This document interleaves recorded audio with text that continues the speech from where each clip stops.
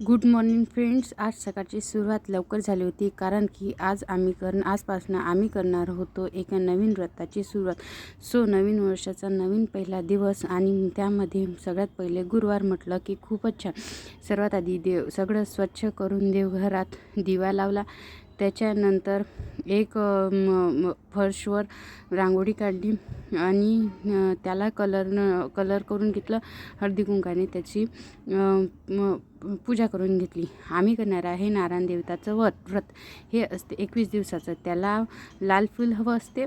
आता आमचं आजपासून 21 दिवसाचं व्रत चालू झालेलं आहे. फक्त हे असते सूर्योदय व्हायच्या आधी आपली पूजा झाली पाहिजे आणि सूर्यास्त व्हायच्या आधी ती पूजा मोडून टाकायची असते. म्हणजे पूर्ण पाणी वगैरे टाकून स्वच्छ करून घ्यायची असते. सर्वात आधी मी एक रांगोळी काढून त्याच्यावरती एक पाट ठेवला, एक तांब्याचं ताट ठेवलं. त्याच्यानंतर सर्वात आधी आपण कोणतेही काम करण्याच्या आधी आपण गणेशाची पूजा करतो. गणेशाची आंघोळ करून त्याला हळदी कुंकू अक्षत फूल वाहून गणेशाची पूजा करून घेतली.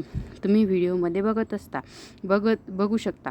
त्याच्यानंतर नारायण देवताचं व्रत आमच्याकडे असे करतात. एक खायचे पान स्वच्छ धुवून त्याच्यावरती थोडासा गूळ आणि थोडंसं तूप, त्याला हळदी कुंकू आणि अक्षत लावून त्याची पूजा करतात. आणि या व्रताला लाल फुलच हवं असतं.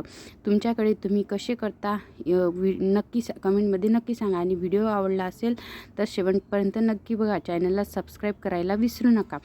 त्याच्यानंतर माझी पूजा झाल्यानंतर माझ्या सासूबाईंनी त्यांची पूजा करून घेतली. तुम्ही बघू शकता व्हिडिओमध्ये कशी पूजा असते. तर आमच्याकडे अशी पूजा आम्ही 21 दिवसाचं करत असतो. 21व्या दिवशी उद्यापन करत असतो. 2 खायचे पानं, म्हणजे एक माझ्या सासऱ्यांचं आणि एक त्यांचं, असे 2 खायचे पानं. त्याच्यावरती थोडा तूप आणि थोडं गूळ आणि त्याची हळदी कुंकू अक्षत लावून लाल फुलं लावून पूजा घेतली. नंतर मी दिवा वगैरे आरती करून घेतली. तुम्ही बघू शकता पूजा किती सुबक झालेली आहे. तर त्याच्यानंतर मी टेरेसवरती नारायण देवतांना पाणी द्यायला गेली, अर्ध द्यायला गेली. अर्ध देऊन झाल्यानंतर मी तिथे तुळशी असते त्याची पण पूजा करून घेतली.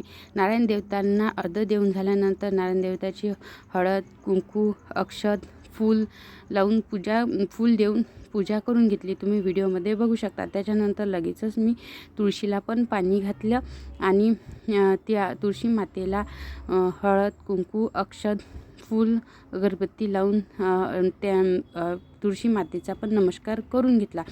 तुम्ही बघू शकता. त्याच्यानंतर सकाळी पहाटे सूर्यदेवता कसे दिसतात, त्याच्यानंतर ढग कसं मस्त छान दिसत आहे. पिवळसर म्हणजे सकाळ नुकतीच झालेली आहे, त्याच्यामुळे तुम्ही बघू शकता.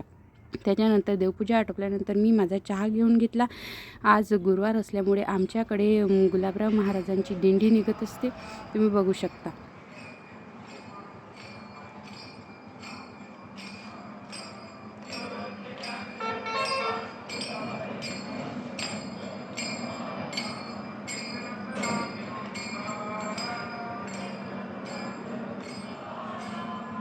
त्याच्यानंतर शिवायची मस्ती सुद्धा बघून घ्या.